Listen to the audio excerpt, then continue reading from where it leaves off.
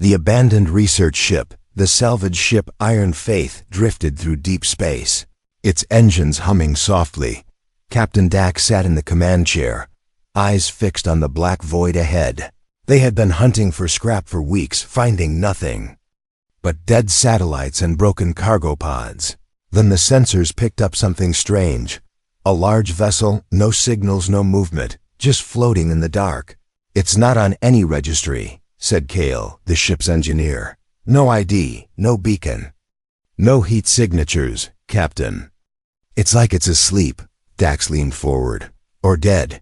He ordered the ship closer, curiosity biting at the crew like cold air. As Iron Faith approached, the strange vessel came into view. It was massive, 3 times the size of their ship, with smooth black hull plates that seemed to drink in the starlight. There were no windows, no markings, nothing human about its shape. "That's alien," whispered Juno, the youngest crew member. Her voice tight. Dax didn't answer, but his eyes stayed on the eerie shadow drifting before them. In his years as a salvager, he had never seen a ship like this. Alien wrecks were rare. Most vanished before humans ever found them, and this one. It felt wrong. They matched speed with the vessel and locked on with the docking clamps. A soft shudder ran through Iron Faith. "Pressure's stable," Cale reported. "We can go in." The airlock door hissed open, releasing a smell that was sharp and metallic. The boarding party, Dax, Cale, and Juno, stepped inside. Their helmet lights cut through the black interior, revealing long, empty corridors. The walls were curved and smooth, almost organic. No signs of life. No sound. Only the echo of their own footsteps. "Feels like walking through a grave," Juno whispered. Cale muttered, "If we're lucky, it's a rich grave." They moved deeper, passing strange symbols carved into the walls. The symbols glowed faintly under their lights, pulsing like a heartbeat. No one said it out loud, but all 3 could feel it. The ship wasn't just dead. It was waiting. Finally, they entered a large chamber. In the center were 7 tall glass-like pods, arranged in a circle. 6 of them held alien women, long limbs, pale skin that shimmered faintly, hair floating weightless as if underwater. Their eyes were closed, faces calm. But their skin was gray, lifeless. Only the 7th pod held someone alive. Her skin had color. Her chest rose and fell slowly. Her eyes moved under closed lids like she was dreaming. She was smaller than the others, younger. A thin tube ran into her arm, pumping a glowing blue fluid into her veins. Juno stepped closer. "She's breathing." Dax studied the controls on the pod. "Barely," Cale frowned. "We don't know what she is, Captain, or what happened to the others. For all we know, she's dangerous." Dax hesitated. The smart thing was to leave her, salvage the ship's systems, take what they could, and get out. But something about her face, peaceful yet trapped, made him pause. "She's coming with us," he said finally. Cale shook his head. "This is a bad idea." Still, he helped Dax override the pod's locks. The glass slid open with a soft sigh, and the girl's head tilted slightly. Her eyelids fluttered, but didn't open. Her breathing quickened. They carried her carefully back to Iron Faith, leaving the alien chamber behind. Once back aboard, Dax ordered the med bay prepped. They laid her on the bed, and Cale hooked her up to scanners. Her heartbeat was slow but steady, her body temperature low. "She's in some kind of stasis," Cale said, "but whatever kept her alive is fading." Juno stood by the bed, eyes fixed on the strange markings along the girl's arm, faint, glowing lines that seemed to shift under her skin. "She looks like she's shutting down," Juno said quietly. The ship's AI, Nora, spoke up from the wall speaker. "Captain, I'm detecting unusual energy signatures from the alien subject." "There is also something else," Dax turned. "Something else?" "Another energy source," Nora replied. "Not on our ship, but near." Moving. Before Dax could respond, the med bay lights flickered. The hum of the engines wavered for half a second. Then the girl's eyes snapped open. They were not human eyes. They glowed a deep, living blue, like light seen through ocean water. She looked directly at Dax and whispered in perfect broken English, "They are all gone. And I am next." She wakes for a long moment. No one moved. The alien girl's glowing eyes stayed locked on Captain Dax. Unblinking, her breathing was fast now, each inhale sharp, like she had just run miles. "Easy," Dax said, lifting his hands slightly, but she didn't seem to hear him. Her gaze slid past him to the ceiling, to the humming lights above, and her whole body tensed. Kale glanced at the monitors. Her heart rate just doubled. "Why?" Juno whispered. The girl's lips trembled, and she spoke again, her words halting. "They hear the awake." The lights flickered once more. Then Nora's voice came through, but it was different, slower, almost as if she was afraid. "Captain, external sensors detect movement. Something is circling us." The girl pushed herself up, weak but desperate. "No signal," she said, looking straight at the nearest camera lens. "No light." "Or it will come." Dax frowned. "What will come?" She closed her eyes for a moment, as if listening to something deep in the ship's walls. When she opened them again, her voice was barely a whisper. "The sleeper hunter." Juno shivered. "What is that?" The girl's answer came fast, like she couldn't hold it back. "It finds the minds that wake. It makes them still. It made my sisters still." Kale glanced at Dax, uneasy. "Captain, if what she's saying is true, it's not just after her. It can hear us too. Humans have brain signals, just weaker." The med bay lights dimmed again. A faint knocking sound came from somewhere deep in the hull. Slow, steady, like someone tapping metal with a single finger. 3 knocks. A pause. 3 knocks again. Juno's eyes widened. "That's coming from the outer corridor." The girl grabbed Dax's wrist with surprising strength, her glowing eyes fixed on him. "Do not answer it," she hissed. "Do not speak to it." Before Dax could reply, Nora's voice crackled. "Captain, the knocking is in code. It is repeating your name." Everyone froze. Only the soft knock knock knock filled the silence. Knock knock knock. Pause. Knock knock knock. Pause. The girl lay back suddenly, her breathing slowing, her glow dimming. "They want me asleep," she murmured. And then, "You." The heart monitor let out a sharp warning tone, her pulse dropping fast. Kale rushed to stabilize her. Juno leaned closer. "If she's telling the truth, Captain, we're sitting in the dark with something that can hear our thoughts." Before Dax could respond, the sound of metal scraping came from the hull, long drawn out, like claws dragging across steel. The lights cut out completely, plunging them into red emergency glow. From somewhere far down the corridor, the knocking started. Again, faster this time, and this time it was inside the ship. The darkness hunts, the red emergency lights pulsed slowly, painting the med bay in waves of shadow. Every time the light faded, the air felt heavier, as if something unseen was leaning closer. Dax motioned for silence. The knocking had stopped. But the scraping sound, that slow, metallic drag, was still there. It was moving. Inside the walls, Kale's voice was barely more than breath. "Something's in the service crawl space." Juno took a step back from the wall, eyes wide. "It's following the sound of us," she whispered. Then Nora's voice cut in, glitching. "Captain, visual feeds failing. External cameras show nothing but shadows." Her voice warped, then dropped into silence. The alien girl lay weak on the bed, her glowing eyes tracking the wall like she could see straight through it. "It moves between the not light," she said softly. "It cannot walk where light stays, but light does not stay for long." The red lights flickered, and in that half-second of darkness, the sound jumped. One moment it was behind the wall, the next it was in the corridor just outside the med bay. Kale's hand hovered over the door controls. "Captain, if we seal the med bay," the girl's voice cut through him. Sharper now. No doors, it flows, it will be inside before they close. Scraping stopped, silence, then a faint wet sound. Like something dragging itself over the floor. Juno's breathing quickened. "Captain." "That's not footsteps." Dax took the charge rifle from the wall mount. His eyes didn't leave the door. "If it comes in, we don't hesitate." The girl sat up, her strength returning in short bursts. Her eyes glowed brighter now, casting pale blue light across her face.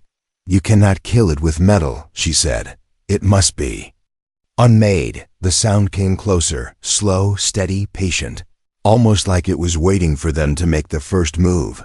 Kale whispered, "Captain, we could cut power to this deck. Kill everything. Hide our signal." Dax shook his head.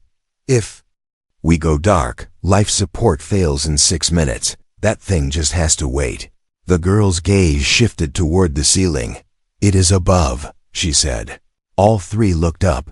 The vent cover above them trembled slightly before Dax could react. The lights went out completely, pitch black. The sound of something heavy dropping into the room made the floor vibrate. A low, slow inhale filled the darkness. Not mechanical, not human. And in the brief red pulse of the emergency light, Dax saw a shape at the far end of the room, tall, thin, its edges shifting like liquid smoke, its head tilted, listening. The red light faded to black again, and the breathing was suddenly just behind him. Running out of time, the breathing was right behind Dax. Every muscle in his body screamed to turn, but the alien girl's voice cut through the darkness, sharp and urgent. "Do not face it. Do not let it see your eyes." The emergency light pulsed red again. The corner where the sound came from was empty. It was gone. Kale's hand shook as he checked the scanner. Nothing, no heat, no mass. Just a flicker of static where the thing should be. "It's like it's not even here," he muttered. The girl answered without looking at him. "It is here. You just cannot keep it in the same second as you." Dax didn't like the sound of that. He turned to Nora. "How long until we reach the outpost?" Her voice came through broken and slow. "At current speed." 32 minutes. Kale swore under his breath. "Captain, with the engines dropping power like this, we won't last 10. The scraping started again, but this time it wasn't. Moving toward them. It was moving toward the engine room. The girl gripped the edge of the bed. "If it makes the ship still, we will all be still." Dax made a decision. "Kale, Juno, you get to the engine room. Keep power up no matter." "What? I'll stay with her." Juno hesitated. "You're staying here?" "With that?" Dax glanced at the girl, her eyes glowing in the dim light. "She's the only one who seems to understand it." Kale and Juno left. Their footsteps fading into the corridor. The girl leaned toward Dax, her voice low. "You think I am safe. I am not. When I go still, it will come for you next." Dax kept his eyes on the door. "Then we keep you awake." She gave a faint smile. "Awake is pain." In the corridor, the scraping grew louder, then silence. Nora's voice came back, sharper now. "Captain, warning, power loss in propulsion systems. Deck 4, engine bay. Dax, it has come. Kale, report." Only static answered. He tried again. Nothing. The girl looked at him. "They are already still." He grabbed the rifle. "We're not waiting here." She stood slowly, unsteady but determined. "You will not find them in the place you remember." The sleeper hunter moves its prey between moments. As they stepped into the corridor, the ship groaned around them. Somewhere in the metal, deep and low, came a sound like whispering voices, not words. But the shape of fear itself. Dax felt the air grow heavier. The hallway stretched ahead, too long, longer than it should have been. The girl stopped, her eyes narrowing. "It is bending the path, making you walk until you are tired enough to stop." Dax tightened his grip on the rifle. "Then we run." The signal trap the corridor kept stretching under their feet. No matter how fast they moved, the engine room never seemed closer. Dax's breath was rough, his pulse loud in his ears.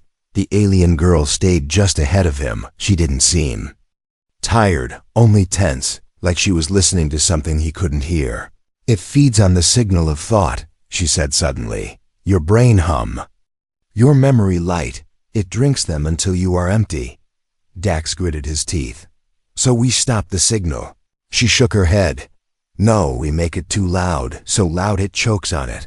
When they finally reached the engine bay doors, the room inside was dim. Kale and Juno were slumped against the wall, eyes open but unfocused, breathing slow.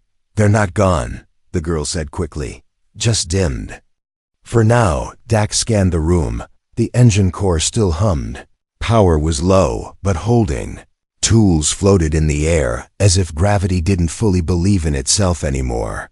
The girl moved to the central console, her fingers tracing over alien. Symbols burned into the metal. This place. It can be turned into a beacon. She pointed to the ship's power regulator.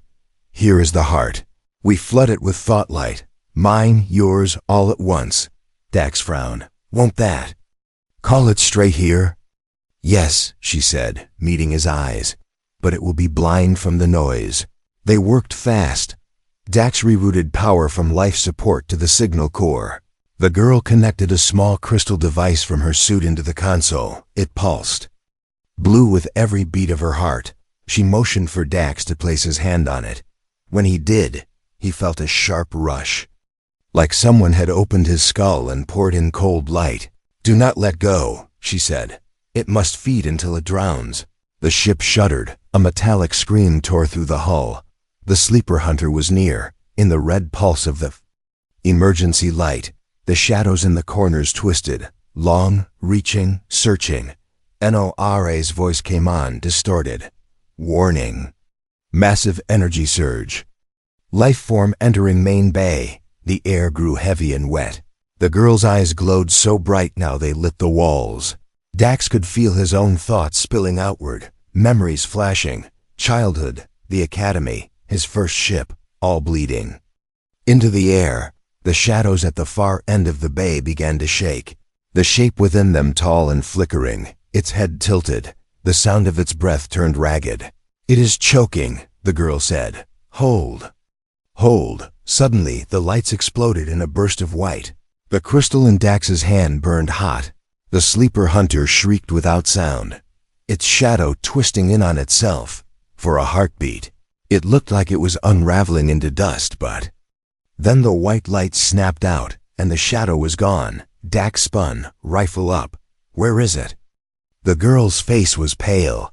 It moved between seconds. It will come back. Asterisk face to face. The air in the engine bay felt thin. Dax's lungs burned. But he didn't remember running. The alien girl stood frozen beside him, eyes wide, her lips moved, but no sound came. The hum of the engines was gone. So was the red light. The whole room was washed in pale blue glow, the same shade as the girl's eyes. Dax realized with a slow, sinking dread. Time wasn't moving, only he was, from the far corner of the bay. The shadow began to take shape, not rushing, not lunging, just unfolding, like it was stepping out of a picture. Its limbs were too long, its edges wavered like heat haze, and its head was wrong. Not because of its shape, but because it kept facing him no matter which way it turned. When it moved, it didn't walk. It was simply closer. One blink and its face, if it could be called that, was inches from his own. Dax gripped the rifle, but when he looked down, his hands weren't holding it anymore. They were empty. The rifle was still slung on his back, untouched. The creature tilted its head. A sound like whispering filled the space between them. It wasn't words, it was memories. His memories, laughter from his childhood. The sound of waves on the coast where he grew up, all spilling from a mouth it didn't have. The girl's voice cut through suddenly. Clear and sharp. Do not answer it. Do not remember with it.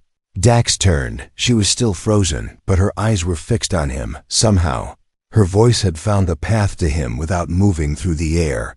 The shadow's surface rippled. For a heartbeat, Dax saw Kale and Juno's faces in it, their eyes dull, their mouths half open like they were trying to speak underwater. The creature leaned closer, its face dissolved into pure darkness. And inside that darkness, Dax saw himself, standing in the same spot, but his eyes were closed. The girl's voice grew urgent. "If you step into that picture, you will never wake." Dax's jaw tightened. He forced himself to look past the creature, at the real room, at the faint flicker of red light fighting to return, at the slight vibration of the floor under his boots. He focused on now, not what it wanted him to see. The shadow quivered, its head twisted at an impossible angle. The whispering stopped, replaced by a deep, low hiss. The girl suddenly moved, breaking free from the frozen moment. Her hand slammed against the crystal still wired to the console. It flared bright, a burst of blue that cracked through the stillness. The creature recoiled. The hiss turned into a high, sharp sound that rattled the walls. And in a blink, it was gone. Time snapped back. The red lights pulsed again. The hum of the engines returned. Dax staggered back, rifle in hand, now real, now heavy. The girl's chest rose and fell hard. "It is hurt," she said, "but it will come again. And next time, it will not play." The last choice, the engine bay was quiet again. But it was not the peace of safety. It was the pause before something worse. Dax could feel it. The air was too still. The ship's hum too steady, like a predator holding its breath. Kale and Juno lay on the floor where they had fallen, their eyes fluttering, their lips moving with no sound.